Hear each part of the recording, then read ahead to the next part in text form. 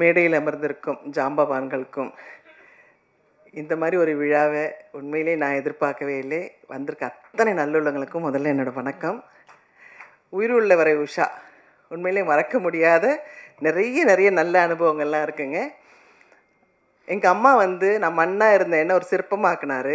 அந்த சிற்பத்துக்கு உயிர் கொடுத்த என் ஆசான், என் தகப்பன் சாமி, என் குரு. அதாவது எவ்வளோ சொன்னாலும் என் சாமிக்கு பத்தாது. ஏன்னா எங்கள் டிஆர் சார் எப்படின்னா என்னை செதுக்கினது மட்டும் இல்லை, நான் ரவி அண்ணன் சொன்ன மாதிரி நடுவில் நிறைய கோச்சிக்கிட்டு இல்லை நான் நடிக்க மாட்டேன்னு போனால் அடுத்த நாள் எங்கள் வீட்டில் இல்லை இவ திருப்பி நடிக்க வரணும்னு சொல்லிவிட்டு நான் தான் வேணும் அப்படின்னு சொல்லி திருப்பி ஆக்ட் பண்ண வைப்பார் என்ன.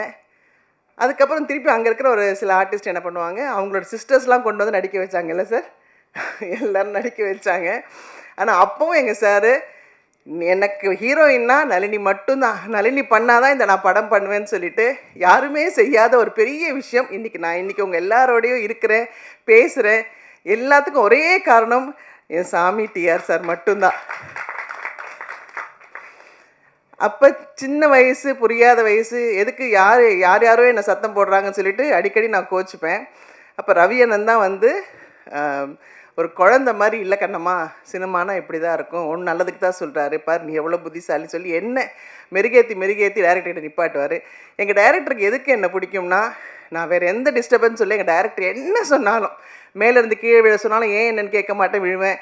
அவர் எவ்வளோ டைலாக் சொன்னாலும் அவர் வாயை பார்த்துட்டே அதே மாதிரி பேசுவேன். அதே மாதிரி 24 மணி நேரம் அவர் நடிக்க சொன்னாலும் அவருக்கு பேக்கப் சொல்கிறதே பிடிக்காது. சூரியன் வந்தாலும் வரலைன்னாலும் நடிச்சுக்கிட்டே இருக்க சொன்னாலும் நடிச்சுக்கிட்டே இருப்பேன். அதனால் அவருக்கு நளினியை தவிர வேறு எந்த ஆர்டிஸ்ட்டுமே பிடிக்காதுன்னு நான் மனசார சொல்லுவேன். ஏன்னா அவருடைய அடுத்த படம் தங்கைக்கு ஒரு கீதத்துலேயா இருக்கட்டும், உறவே காத்துக்கிலையும் நான் தான் நடித்தேன். அதுக்கப்புறம் டேட்ஸ் காரணமாக என்னால் நடிக்க முடியாமல் போச்சு. எவ்வளோ நல்ல விஷயங்கள் எனக்கு கற்றுக் கொடுத்துருக்காரு எங்கள் டைரக்டரு.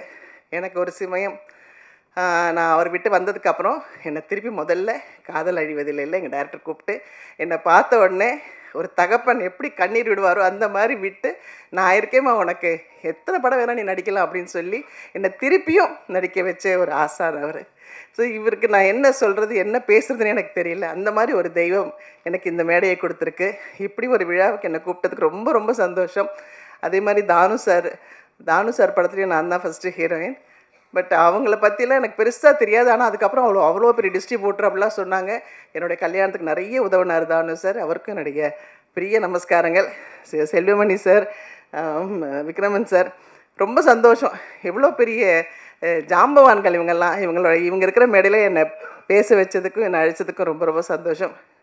ஏன்னா ஒரு சாங் நான் வைகை கரை காற்றிய சாங் பண்ணும்போதெல்லாம் பார்த்தீங்கன்னா எங்கள் சார் மியூசிக் ரெக்கார்டிங்கே பண்ணலை. அவர் வாயில் சொல்ல நீங்களே ஆக்ட் பண்ண சொல்லுவார், அவ்வளோதான். ஆனால் நான் அதுக்கப்புறம் வேறு படம் போய் ராம்நாதன் சார் படம் அடுத்த படம் பண்ணும்போது ராம்நாதன் சார் அப்படியே எங்கள் சாருக்கு ஆப்போசிட் பேசவே மாட்டார். அவர் பேசவே மாட்டேன்னு அவர் வாயை பார்த்துக்கிட்டே இருப்பேன். அப்போ ரவி அண்ணன்கிட்ட சொல்லுவேன், என்ன ரவி அண்ணா இவர் ஒன்றுமே பேச மாட்டேங்கிற, நம்ம டைரக்டர் எவ்வளோ பேசுவார், எவ்வளோ மியூசிக் போடுவார், நமக்கு எவ்வளோ எக்ஸ்ப்ரெஷன்ஸ் வரும் அப்படின்வேன். ஸோ அப்படியே ஒரு ஆப்போசிட் தான் ராம்நாதன் சார். ஆனால் எனக்கு எங்கள் டைரக்டர் எப்போ கூப்பிட்டாலும் சந்தோஷமாக நிற்பேன்னா எங்கள் டைரக்டருக்காக தான். ஸோ எங்கே இருந்தாலும் எங்கே சுற்றினாலும் நான் ஏதாவது கோயிலுக்கு போகணுன்னா ஃபஸ்ட்டு என்னுடைய டேப்பில் பார்த்தீங்கன்னா எங்கள் டைரக்டரோட சாங்ஸ் தான் இருக்கும். எங்கள் டைரக்டர் தான் எனக்கு எல்லாமே, சகலமும் எங்கள் டைரக்டர் தான். ஸோ அவர் சகலக்கலா வல்லவன் மட்டும் இல்லை, சகல தெய்வமும் அவர்கிட்ட இருக்குது. ஸோ எனக்கு நல்லது கெட்டது எல்லாம் இந்த நேரத்தில் இப்படி நடக்கும், இப்படி பண்ணும் அப்படின்லாம் சொல்லிக்கிட்டே இருப்பார். ஸோ அவ்வளோ சந்தோஷம் இப்படி ஒரு நல்ல நிகழ்ச்சியில் என்னை கூப்பிட்டதுக்கு. Thank you sir, thank you so much sir. இந்த படத்தில் உங்களுக்கு பிடிச்ச ஃபேவரட் சாங் என்ன, அது மட்டும் சொல்லுங்களேன். எனக்கு இந்திரோகத்து சுந்தரி சாங் பிடிக்கும். அதே மாதிரி வைகை கரை காற்றினில். ஒரு லைன் எங்களுக்காக. ஐயோ தேங்க்யூ. ஒரு லைன் எங்களுக்காக பதறிட்டீங்களே. Thank you ma'am. அடுத்ததா